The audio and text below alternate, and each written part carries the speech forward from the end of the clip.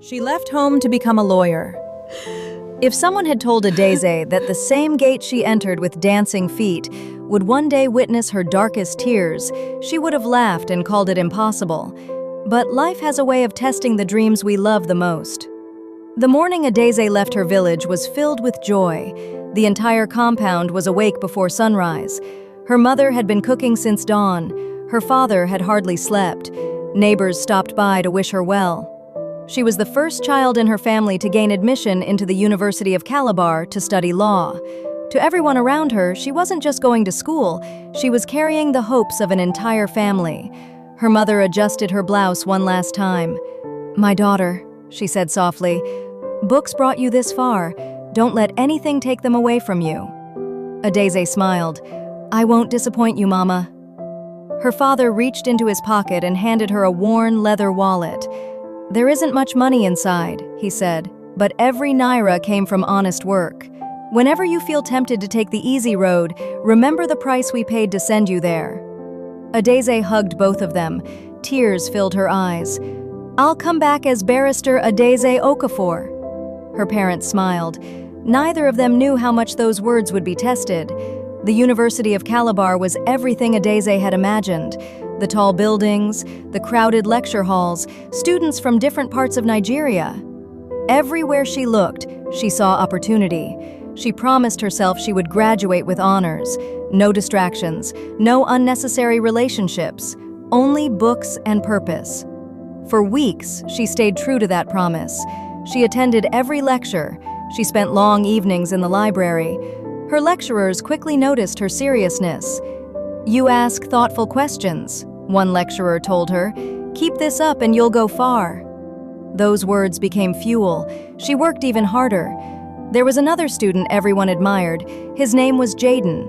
If wealth had a face, many believed it looked like him. His father owned companies across the country. His arrival on campus always turned heads. Luxury cars, designer clothes, confidence. Wherever he went, people noticed. Girls smiled when he walked by. Some even found excuses just to speak with him. Jayden enjoyed the attention. He had never chased anyone. People usually came to him. Until the afternoon he saw Adaeze. She was sitting beneath a tree, completely lost in a law textbook. She wasn't looking around. She wasn't trying to impress anyone. She looked different. Jayden couldn't stop watching her. His friend laughed. "You've been staring at that girl for 5 minutes." Jayden smiled. "Because she's the only person on this campus who hasn't looked at me." The next afternoon, Jayden approached her. "Hi." Adaeze looked up. "Hello. I'm Jayden. Nice to meet you. I was wondering if you'd have lunch with me." Adaeze closed her book carefully. "Thank you for asking," she smiled politely. "But no." Jayden blinked. "No?" "I'm here to study." She stood up, picked up her books, and walked away. Jayden remained standing. For the first time in years, someone had rejected him. His friend burst into laughter. "She actually said no!" Jayden watched Adaeze disappear into the crowd. Instead of walking away, he smiled. This just became interesting. Days passed, then weeks. Jayden greeted Adaeze whenever he saw her. Sometimes she answered politely. Sometimes she simply smiled and continued walking. He invited her for coffee. She declined. He offered to drive her back to the hostel. She declined. He sent flowers. She thanked him, then gave the flowers to the hostel receptionist. Every rejection made the campus gossip louder. Why is she turning him down? Doesn't she know who he is? But Adaeze wasn't impressed by money. She believed success was built in classrooms, not luxury cars. What she didn't know was that not everyone admired her discipline. Some people wanted to change her, and they were already getting close. One evening in the hostel, 2 cheerful girls knocked on her door. "Hi, you're Adaeze, right?" "Yes." "I'm Chioma." "And I'm Blessing. We're in the same faculty." Within minutes, the 3 were laughing like old friends. They studied together, ate together, walked to lectures together. Adaeze felt grateful. She had found people she could trust, or so she believed. Sometimes the greatest danger doesn't arrive wearing the face of an enemy. Sometimes It arrives smiling like a friend. The cracks begin. The first line never sounds dangerous. It sounds reasonable. It sounds harmless. It sounds like a friend trying to help. That was exactly how Adaeze's life began to change. At first, Chioma and Blessing admired Adaeze's discipline. "You read too much," Chioma joked one evening. Adaeze laughed. "I came here to become a lawyer, remember?" Blessing rolled her eyes. "And you will, but you don't have to live like a prisoner. It's only one outing. It's only one party. It's only one missed study session." The words sounded innocent. One outing, one party, one missed lecture. But storms rarely begin with thunder.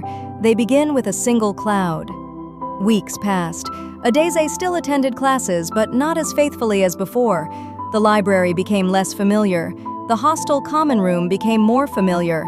She started laughing more, reading less, praying less, thinking less about tomorrow. Without realizing it, she was becoming someone she once promised she would never be. Jayden noticed the change. One afternoon, he met her outside the Faculty of Law. "You've been avoiding me." Adaeze smiled. "I've just been busy." "I heard you're finally going to social events." She looked surprised. "News travels fast." He laughed. "It does on this campus." There was a brief silence. Then Jayden spoke again. "I still want to know you." Adaeze looked into his eyes. He seemed sincere, kind, respectful. But something inside her still whispered, "Not now." "I'm sorry, Jayden. I don't think we're looking for the same thing." She walked away. Jayden watched her disappear into the crowd. For the first time, he didn't run after her. He simply hoped she would never lose the person she was. One Friday evening, Chioma burst into Adaeze's room. "Get dressed!" Adaeze looked up from her notes. "Why?" "We're going out."